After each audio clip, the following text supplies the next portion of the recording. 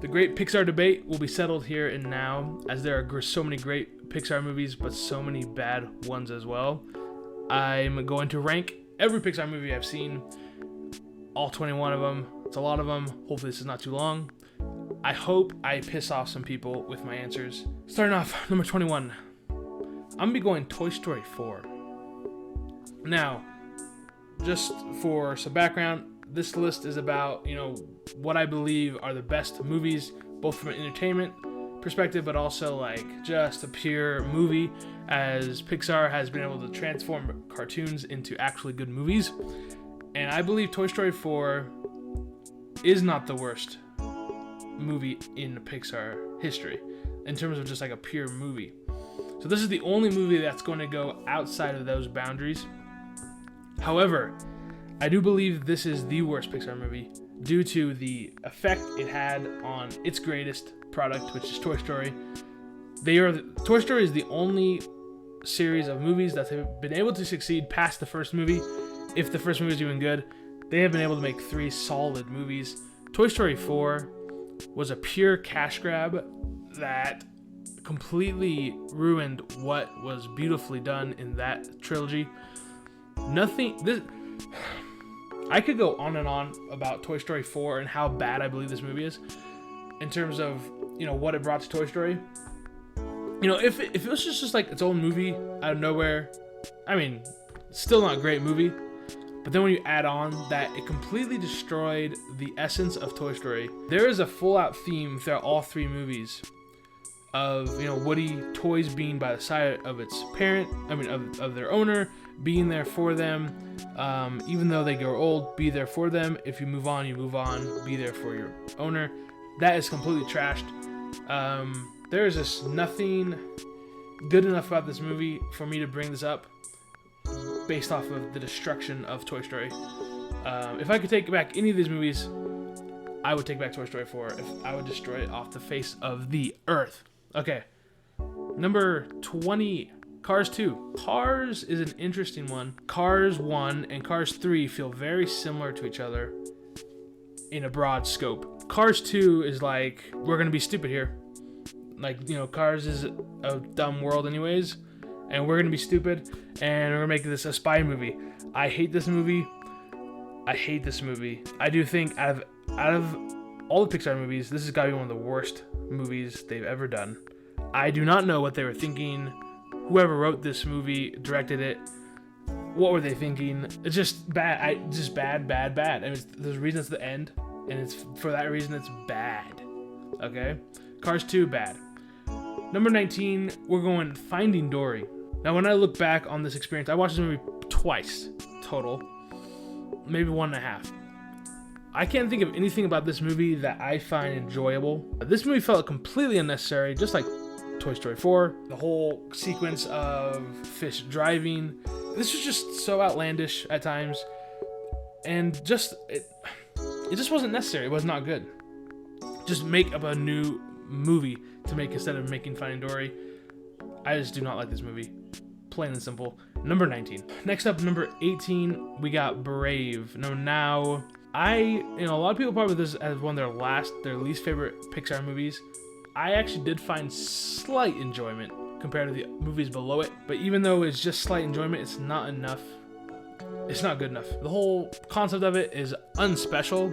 Nothing new brought to the table. All in all, a heroic woman. She doesn't want to go by the standards, blah, blah, blah. Fixing your mom's problem, whatever happens. Just not good. Number 18, definitely. Next up, number 17, we got Monsters University. Now, this movie, I know some people who like this movie. I do not like this movie. Felt, again, unnecessary. That's a common occurrence in the Pixar world in terms of just straight, unnecessary second movies. I do slightly enjoy the concept, but it just sucks because Monsters Inc. ended on such a great note of, we get to see Boo again. And that's what I was really I was wanting Monsters Inc. 2, where we get to see what happens at the very end of Monsters Inc. And instead we get this, which I just don't care too much about. It's kind of it's just so gray of a movie. Just nothing great stands out about it.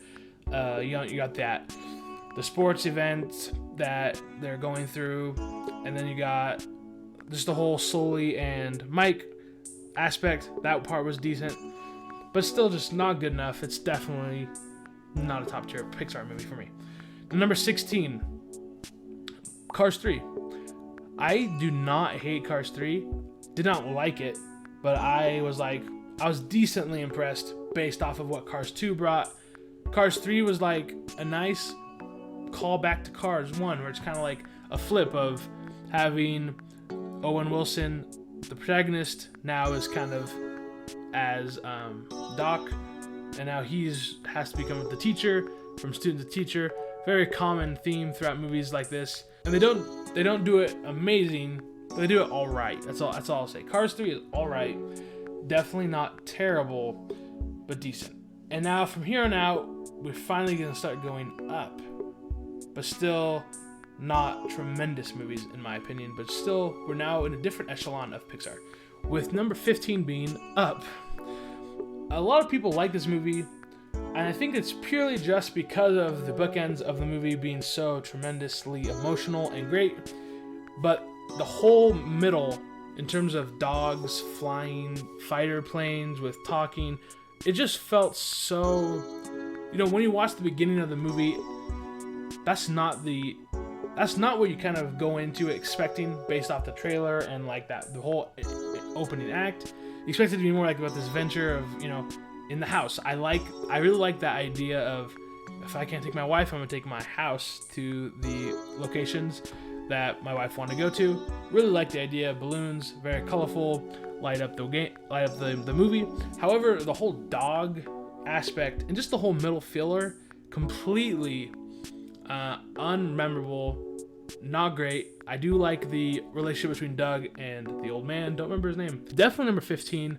I know some people have this up on their lists, but I do not. I think this is definitely 15. I feel very confident about that one. But there definitely are some upsides here that the other movies below it just don't really have. But this movie does start having some good aspects to the movie. So that brings us to number 14, Inside Out. Inside Out was kind of a big hit. I was going into this expecting to like it a lot. Watched it in theaters. Came out of it not loving it. This movie, again, like I said, does have some good aspects to it. There's some good comedy. The idea around the premise is very fun, but I just feel like it did not land with what the premise is. I expected it to hit better and be a little bit more creative within that, in terms of entertainment aspect based off of what the premise was, and I just did not love it. Granted, I was 15 as it came out in 2015. Just a little bit probably outside the age range, probably more like 12, But, just looking back on it, I did not love this movie. There definitely were some good aspects, some good comedy. The whole bebop, beep boop boop, whatever, dude, did not care about it, did not get emotional, did not care. Inside Out, definitely number 14. If you're mad, let me know, I don't care. Number 13, Incredibles 2. This is, other than the Toy Story universe, this might be my highest rated number 2 movie. Still only 13. Incredibles 2 was fun. I immediately called out the enemy in the very beginning, and that is what docks it a lot of points. It also just was not a spectacular movie in general, honestly. I did like how they started immediately with Incredibles 1, started immediately right after. I was not obsessed with the protagonist, Mr. Incredible's character arc in this movie. It started on such a high note. They all end on such a high note, and then they bring him down to bring up his wife. Did not love that. This movie was just a number 13. That's all I gotta say. Animation was great. The fighting was great. Bringing in new superheroes was fun. Jack's story was lame as well. I was hoping for more Jack in this Incredibles 2, or just more enjoyment out of that story, but just did not get it, so I don't love it. Next up, we got number 12, which is WALL-E. Now, I will say, out of all these movies, this is probably the most innovative in terms of, we're gonna have a movie with no talking, and yet through that, such an integral part of movies is the dialogue and talking, but through that, they've been able to create something that's very memorable without dialogue, which is why I gave it such high points. I felt like very impressed with the romance between Wally and Eve. I just enjoyed watching the robot just walk, drive around, touching his things. You get this sense of connection to a robot who doesn't speak. Didn't love the whole message about it. I thought it was kind of whack with seeing all the fat people. A little bit hard on the eyes. Overall, I felt impressed about Wall-E, slightly more than Incredibles 2. Then we got number 11, Finding Nemo. This is probably gonna piss some people off. I think Finding Nemo is overrated in the Pixar world. Finding Nemo just is good. It's very, it's very just, I don't know, an adventure story of purely just, we're gonna go from point A, you gotta go find Nemo. And then different, 4 events happen on that course. There are memorable moments that I enjoy, some good comedy throughout. I just think this movie is slightly overrated. And when compared to my movies above it, I think the movies above it are just better made movies. Now, I still enjoy Finding Nemo. If I watched it, I would laugh, I would enjoy it. Finding Nemo is not bad. But as we go forward, I think we're going to see just better, well-written stories, better ideas, etc. And Finding Nemo just lacks a little bit, I believe. But yes, this will probably piss people off. And hey, Finding Nemo, number 11. Not even in the top 10. How crazy is that? So number 10, I'm going to go Coco. I think Coco is actually not a bad movie. When I watched it in theaters, I was in the mindset of expecting a really good musical movie and came out of it not loving the music. In general, I loved a couple songs. Some of the songs were very emotional. I don't ever listen to the music from this movie. And once I watched it again and got out of that mindset, I was blown away by the animation, the colors. I think this is one of the best written stories in Pixar in terms of the idea. And I love the whole Dios de Muerto, whatever the French you want to call it. Coco, I think, spot on, great idea to start off, and then they performed throughout, giving us a great emotional ride. I love all the little Hispanic jokes throughout, very accurate, very funny. But yeah, Coco, I probably, before watching it the second time, if I would have came right out of the theaters, this probably be number 16 on the list, but it erode quickly once I kind of got out of that mindset of this is gonna be a great musical movie, which there's some decent music, but not the high point for me. Coco, number 10. Next up, we got number 9, which is Ratatouille. I love how this movie brings food to the forefront and kind of makes you think about food in a different way. It brings a slight magic to food. Is the humor good in it? I don't think so, if I recall. Ratatouille, is this too high? Maybe. But I definitely, when I think about Ratatouille, I hate the premise that the rat can move his hair. I hate that, which is unlike the movies right below Ratatouille. It's kind of fun. Slightly silly, slightly fun. I can't think of very much comedy in it throughout it, but I do like how a rat can become, fulfill his dreams. Decent story for children. Maybe, is this movie too high? Maybe. But I don't care, I like it. I decently like it, I do. And now, I think, from now on, 8 on up, we are now officially going to be in the movies that I actually like, and I would watch these all. So number 8, we got Bug's Life. I think this will not piss off too many people at 8. Some people probably have it higher. I doubt many people have it lower.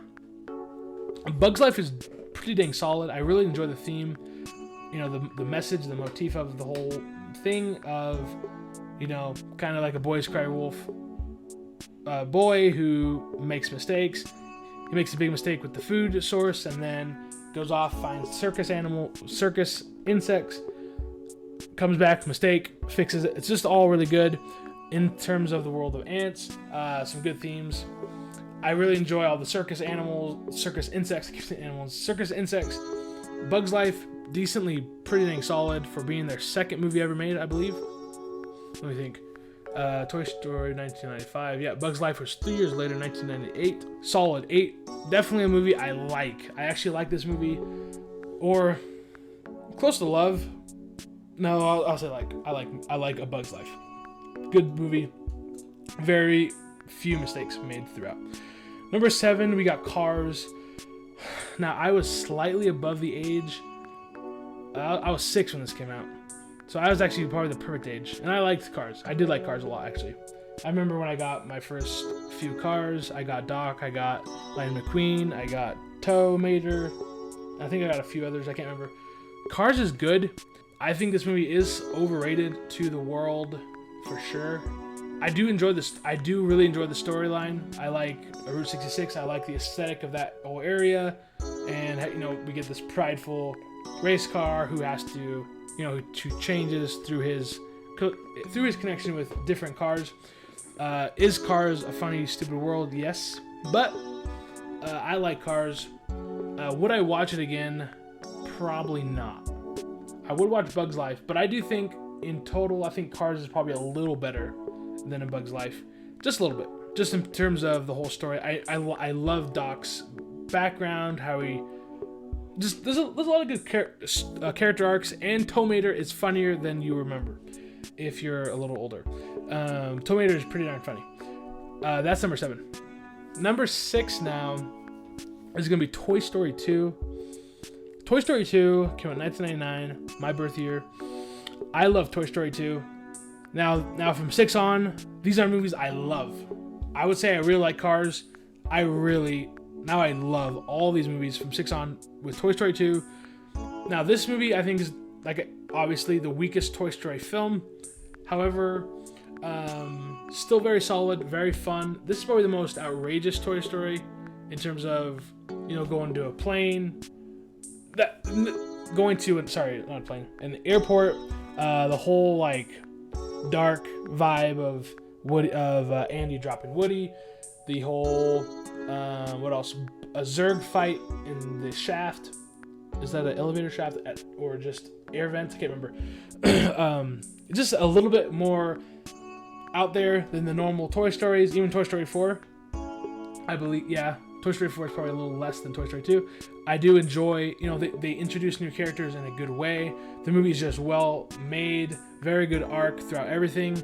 Woody's storyline, learned about the whole history of Woody's Roundup and all that. Very good, solid movie. Toy Story 2 is number 6, and I feel very confident in that. Okay, number 5, we got Onward.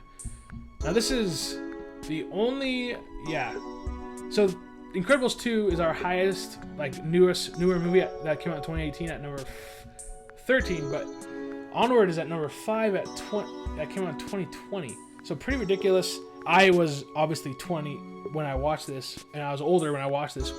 And the fact that it's this high just shows how good of a film it is.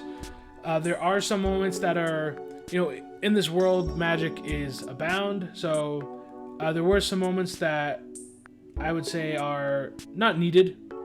But in total, just in terms of the pure storyline, very endearing, very emotional, very solid story. Like very, in total, trying to get another day with their father is pretty basic in general, but they execute it very well in this movie. I think this was a great movie, and by far their best movie in a long time by Pixar. I would watch this again right now, as it has been a little bit. But, yeah, very fun. Very magical, very fun, very emotional. Good ride. Solid movie. I think it's just a little bit better made in total than Toy Story 2, which is hard to say, but it's just the truth. Onward is just a good movie. I feel like the benchmark for a Pixar movie is, can a child love it? Can an adult love it? And that's what you get with these last 5, 6, 7, whatever. If you're able to reach all audiences, that's how you know you got a good Pixar movie. And that brings us to number 4, The Incredibles. This is probably my first experience with a superhero movie. You know, probably a lot of people my age who were born in the late 90s, this is probably our first experience with a superhero movie. Then it was Iron Man, most likely. And this movie did it so well. The protagonist, the whole family, they all have a very distinct character. The antagonist, very, very good character arc as well. Very fun to learn throughout. The whole Elastigirl thinking Mr. Incredible is being a floozy or whatever, sleeping out, or cheating on her, which brings her to figure out the whole situation. And the whole world of superheroes in that, it's just all very good, very well made, very fun, action's fun, and the whole family coming together to fix the issue. I just think there's a reason why this movie is so well loved. It's because it's just a good freaking movie. From start to end, everything's solid, good humor throughout. I had nothing bad to say about The Incredibles. Number 3 is Monsters Incorporated. Now, I have always said this about Monsters Inc. I think Monsters Inc. out of probably any cartoon world, any cartoon movie, this movie has the most impressive original idea. To make something real in the world, or a real thought in the world, come to life and bring meaning to why children are scared to look under the beds, or they're scared of the monsters in the closet, and then bringing a whole universe around that in such a well-made fashion is so impressive to me. This came out right after Toy Story 2, 2001, and it still looks actually not that great. It does not look great, and the monsters look kind of funny sometimes, mainly the secondary characters. But I love Monsters Inc. and Boo. The whole thing's around Boo, this cute little kid. That whole idea of Boo and these big monsters trying to help her, and she's this cute little, it's just so freaking phenomenally good, so well made, start to finish. Again, all these movies in this top 4 are just start to finish so solid. It's just a true movie that kids and adults can like together, with an overarching water news trying to destroy it, and slowly falls in love with this kid. It's just so endearing and emotional. I love it. Solid movie. Number 2, I'm going to be going Toy Story 1. I think Toy Story 1 is just a little worse than Toy Story 3. Barely. But we'll get to that point. Toy Story 1, if you just watch the first 15 minutes, I would guess is what it is, of Andy's birthday party, everyone's freaking out. We're learning all the characters, where they sit within the hierarchy of the room. Woody obviously in charge, getting the army soldiers down with the mic, figuring out what's going on. Then the whole sequence right after of Buzz taking over the house, the room, Andy's life, Woody having to deal with that. It's just so well made. It's so good. Whoever thought of this, obviously, toys coming to life is an idea by probably that's been around for a long time with kids. Like, I wonder if my toys come to life. But they were able to do it in such a way, that idea into a movie in such a way that is so freaking good. The whole Sid, and then you got Pizza Planet, and obviously Woody's storyline is the best here, as he is coming to gripes with losing his role in the hierarchy of the room. And then from then on, we see Woody has changed. From then on, he's become a lot better, but he still has to deal with the consequences of his actions in Toy Story 1, as some of the toys, mainly Potato Head, kind of don't believe him at times, or think he's being a jerk, which is rightfully so. He was a jerk in the beginning, just because he was so used to his place at the top as a boss. But yeah, Toy Story 1, I don't have a single issue with this movie. But going to number 1, Toy Story 3. Toy Story 3 brought the magic of 1, found a way to completely move location, right? The entire movie is at Sunnyside.